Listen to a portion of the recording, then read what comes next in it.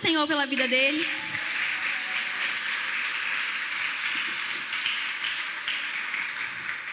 Eles não estão aqui por acaso. Tudo aqui hoje é intencional.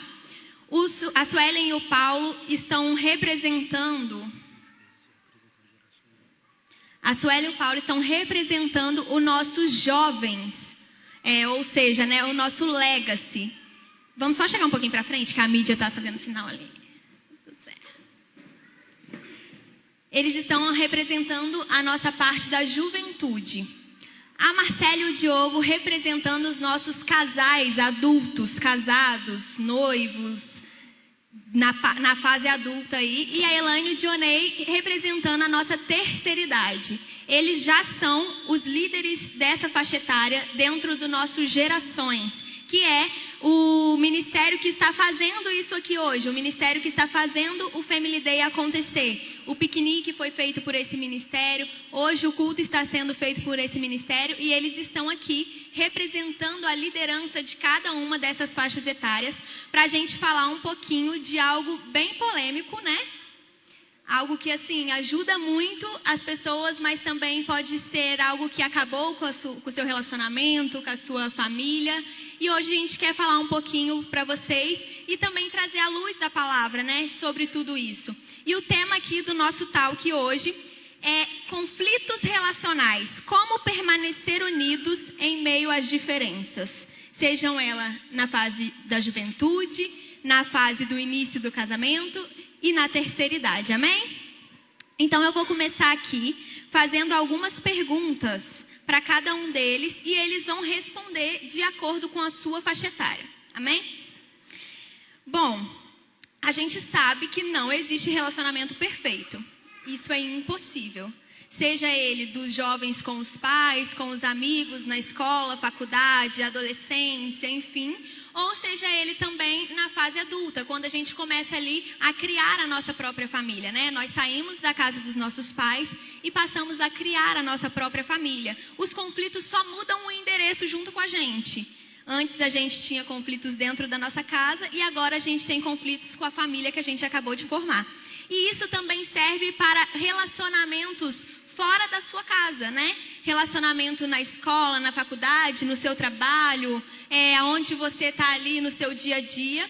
E isso que a gente quer trazer um pouco. E eu queria começar pelos jovens e pelos adolescentes, que é a fase, né, gente, que é uma bênção. Se você tem um jovem, um adolescente em casa, você sabe que eles são abençoados. E que quase toda semana você provavelmente é chamado pelo líder dele, pela escola, enfim, né? Inúmeros outros conflitos relacionais que ele tem. E aí eu queria saber de vocês, qual é o conflito mais comum nessa faixa etária? O que mais tem acontecido ou o que mais acontece? Vocês são líderes hoje, mas vocês já foram jovens, adolescentes, ainda são jovens. Mas já foram adolescentes, já foram solteiros e já se relacionaram, né, com outras pessoas ali no âmbito familiar, dentro da casa dos pais. Já se relacionaram nesses outros ambientes que a gente falou, seja ele escola, faculdade, com amigos, familiares. Conta pra gente qual é o mais comum, o conflito mais comum. Boa noite, igreja. Hoje um dos maiores conflitos realmente é a comunicação. A gente fala muito isso no curso de noivos, que a comunicação ela é a raiz de praticamente todos os males, de todos os conflitos dentro de um relacionamento.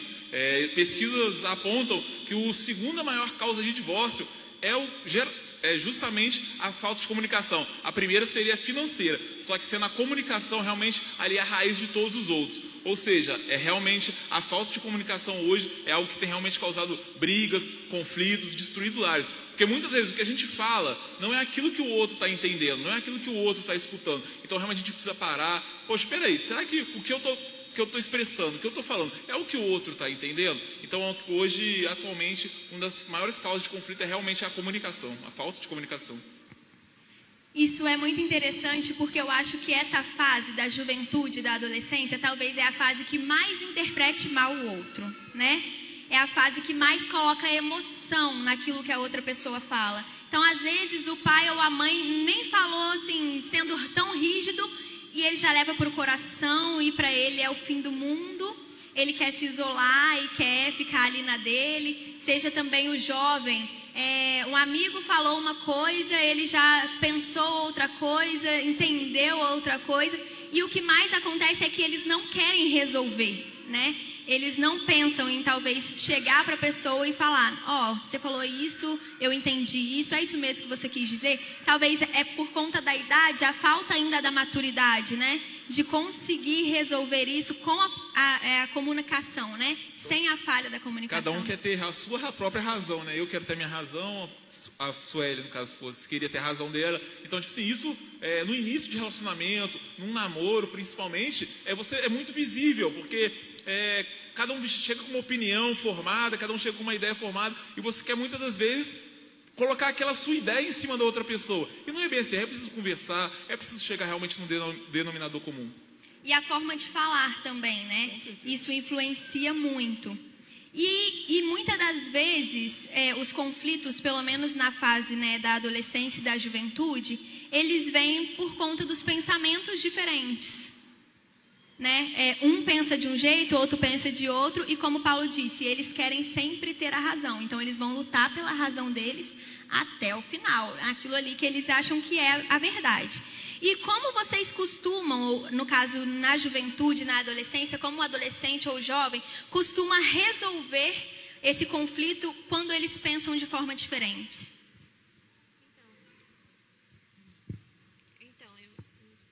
Eu e o Paulo, a gente tenta entrar, né, em um acordo, os dois, porque recentemente a gente passou pela obra da nossa casa, por exemplo, e assim, temos opiniões diferentes, né, como todos vão ter opiniões diferentes, nem sempre vai ser igual, mas a gente precisa se acalmar e saber o que a gente pensa, o que o outro pensa, o que eu penso. Por exemplo, essa etapa da nossa vida da construção da casa foi algo que nos marcou bastante, porque tinha coisa que eu gostava e tinha coisa que o Paulo gostava. E acaba que a gente tentava, né, entrar em um acordo para que a nossa casa fosse do nosso jeitinho, mas que também tivesse um pouco da Sueli e um pouco do Paulo. Eu acho que essa questão de a gente saber conversar, saber se relacionar e saber chegar a um denominador comum é muito importante.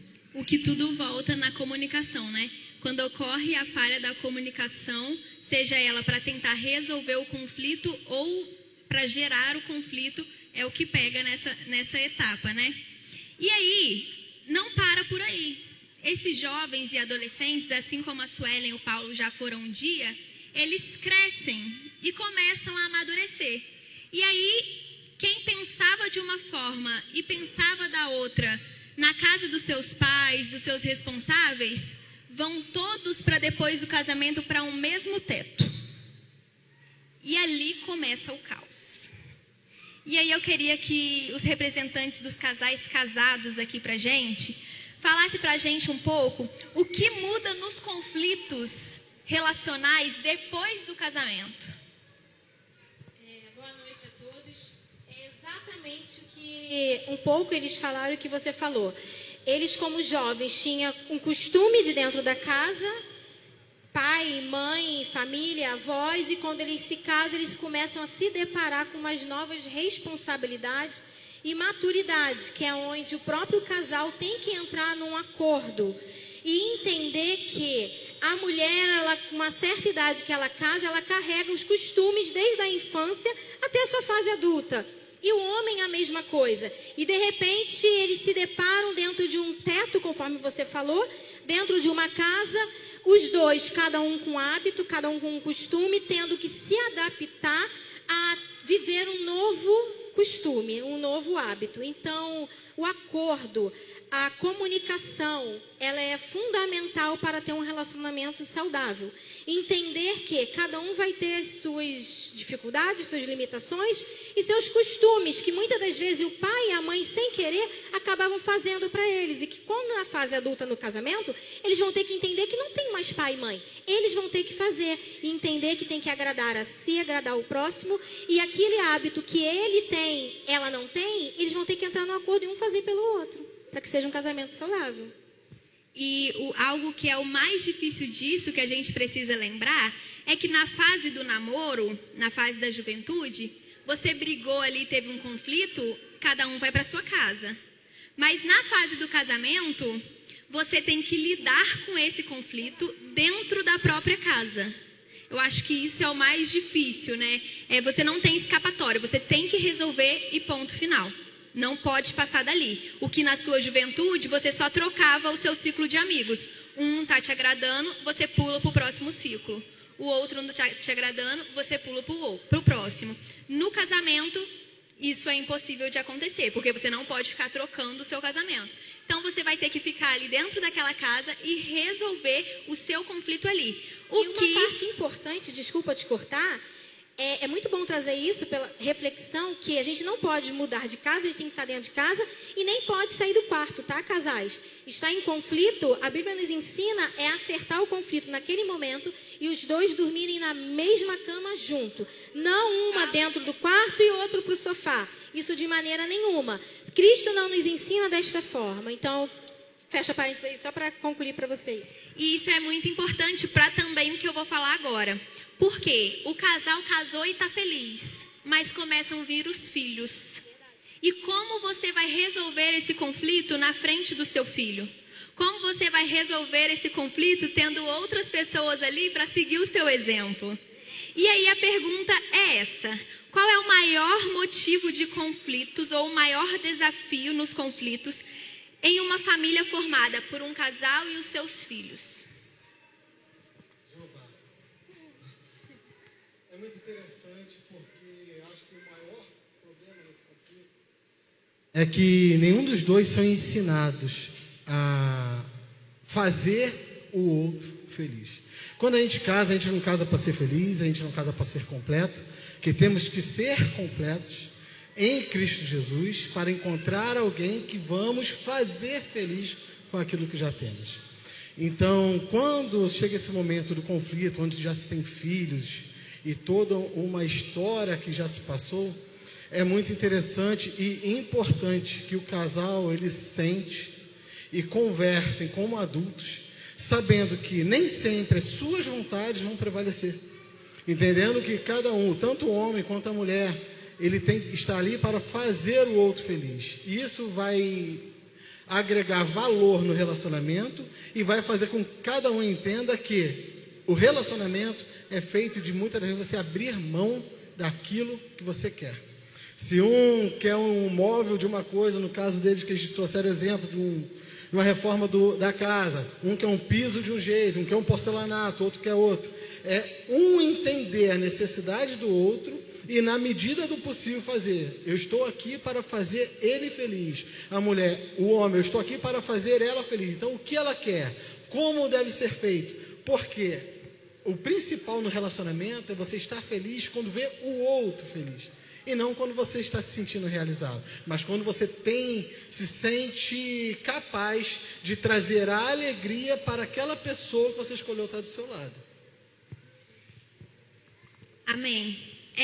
Mas com tudo isso, né, que a gente está falando aqui, a gente vê que de uma idade, uma faixa etária para outra, a gente vai crescendo e amadurecendo. Talvez um conflito que a gente tinha na juventude, no nosso relacionamento do namoro, quando chega no casamento, já é um conflito concluído, né? Já é uma guerra ali com um ponto final, foi algo que passou. E aí a gente já falou que vem uma nova fase, uma nova etapa, vem os filhos, e aí os conflitos talvez mudam os motivos. Se talvez vocês brigavam pela toalha fora do lugar ou pelo tapete bagunçado no banheiro, vocês começam a brigar por saber quem manda mais, quem fala mais, quem tem mais autoridade. E isso também é um problema. E aí eu queria até fazer uma pergunta a mais para vocês que não estavam no script, mas que eu me despertei a isso agora. Qual a dica de vocês para fazer isso ser saudável? Para fazer talvez essa educação, ou não posso dizer uma maior autoridade do que o outro, sim, os dois juntos, mas como fazer isso de forma que não vai influenciar na educação dos filhos? Isso é algo que tem que se deixar bem claro, e por isso que a gente fala desde que os filhos são bebês, né? o acordo do casal ele tem que ser algo primordial. E entender que, de acordo com que os filhos vão crescendo, eles vão identificando a fraqueza de um e a fraqueza do outro. E vão tentar colocar um contra o outro. Tipo, perguntou para a mãe, escondidinho se põe de alguma coisa. Depois vai lá e pergunta para o pai. Se o pai diz que não, mas minha mãe deixou. E assim começam a botar um contra o outro. Por isso que é muito interessante o casal estar em acordo para não deixar que os filhos tragam esse transtorno para eles. Porque senão fica a mãe deixando fazer uma coisa quando o pai não autoriza, ou ao contrário, o pai deixando a criança comer um monte de doce, que normalmente é assim, e a mãe não autoriza. Então, quando chega ao entendimento de que a vida familiar é composta e a direção, as decisões precisam ser tomadas em conjunto, em comum acordo, os filhos eles podem até tentar, de um jeito ou de outro, trazer assim um conflito ou uma discordância, né? Mas quando há essa segurança, eles começam a entender que não adianta chantagear um ou chantagear o outro, ou perguntar escondido, que a resposta sempre vai ser em comum acordo. Quando não sabe o que fazer, é só chegar e falar: espera que eu vou conversar com a sua mãe, espera que eu vou conversar com o seu pai, e depois eu te dou a resposta. Para um não falar que pode, o outro não falar que não pode, mas a mãe deixou, aí fica aquela guerra de braço. Aí se o pai deixou e a mãe não, e depois no final a criança faz, ele vai entender que o pai manda mais. Se a mãe deixou e o pai não, e chegar no final feio, vai entender que a mãe manda mais que o pai. E como ela está falando aqui, né, que a criança é esponja, ela absorve tudo que os pais fazem. Elas olham cada detalhe para depois usar aquilo contra você. Ela vai usar de alguma forma contra você para poder conseguir aquilo que ela quer. Isso aí. E o nosso exemplo arrasta. E eles são extremamente inteligentes. Eles vão perceber a nossa fraqueza, aquele que consegue falar sim, libera, vai, coitadinho, que pena. E aquele que diz não. Então ele vai justamente pegar na nossa fraqueza. Então a gente tem que tomar muito cuidado e entrar sempre nesse acordo que ele falou. E um ponto muito importante, pastora, que eu acho legal também mencionar, é que a gente não pode tirar a autoridade do outro, o que a gente sempre combina dentro da nossa casa. Ainda que ele fale alguma coisa, eu achei que ele exagerou, não estou de acordo, eu olho para ele, ele já me entende, eu não falo para não tirar a autoridade dele, e ele a mesma coisa, não tira a minha autoridade. Mas depois a gente tem que sentar e expor. Porque se a gente não for expor, né, não colocar o que a gente sente, a nossa opinião, você exagerou nisso, ou você poderia ter feito por menos, a gente como casal não vai entender. E os nossos filhos vão ficar assim, ó, de balança, vem para cá, vai para lá, porque a opinião dele é uma, a minha opinião é outra, então tem que ver realmente até nisso, na educação dos filhos, um acordo, uma combinação, sem tirar a autoridade do outro. E algo que já é um alento aí para você, que tudo passa. Todas essas fases um dia vão passar. E já fazendo um merchan, o Gerações está aqui para te auxiliar em todas essas fases. Então, se você é um jovem, pode se aconselhar com a Suelen e com o Paulo. Se você é um casal casado, pode procurar o Diogo e a Marcele. Se você é da terceira idade, pode procurar a Elaine e o Dionei. E aí, eles vão falar um pouquinho para a gente agora como a maturidade chega, né? Como o tempo passa e os conflitos vão passando também, eles nunca vão deixar de existir, porque a perfeição aqui nessa terra não existe. Mas eu queria que vocês falassem para a gente um pouco o que esses anos que passam nos ensinam sobre os conflitos. Primeiramente, né, o amor é uma escolha. A gente escolhe estar se amando todos os dias. E a gente chega à conclusão que não é mais necessário as discussões, né, entrar numa discussão desnecessária. É preciso respeitar a opinião do outro. Nós chegamos numa fase que a gente não pensa mais assim, eu estou certa.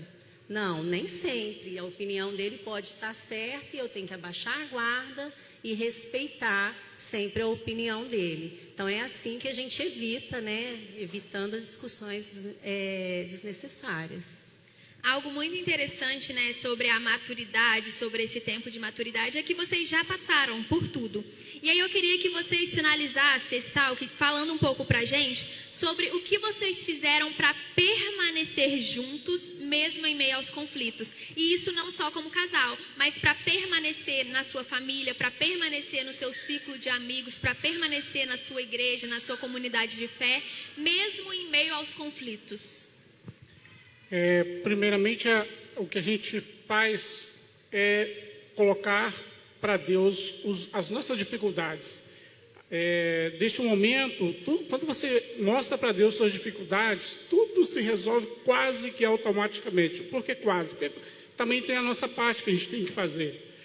E, em contrapartida, a gente tem que levar em conta o nosso compromisso que a gente fez lá no primeiro dia do nosso casamento, que é um cuidar do outro mediante as dificuldades. Com isso, nós vamos estar gerando respeito, né? Que a Elaine falou, o respeito de entender que o problema dela pode não ser uma coisa banal, que às vezes a gente acha que é banal, mas às vezes é importante para ela. Então a gente tem que tomar esse cuidado.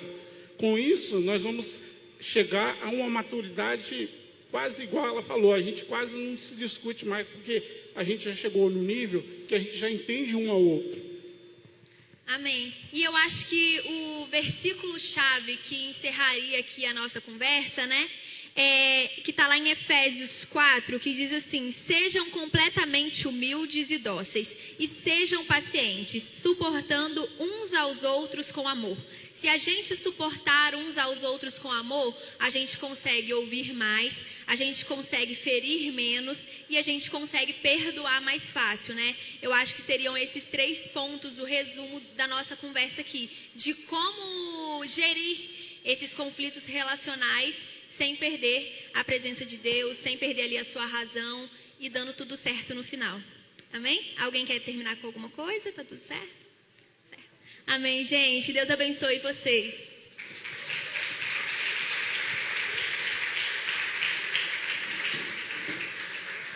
Glória a Deus. Deus abençoe a vida de vocês, gerações.